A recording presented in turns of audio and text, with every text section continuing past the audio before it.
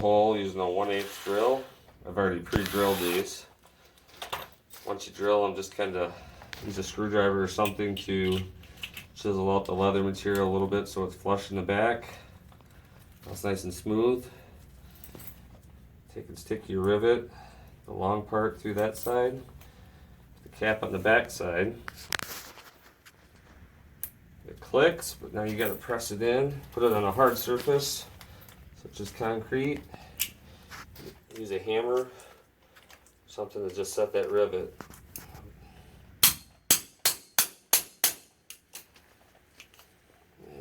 Needs one more.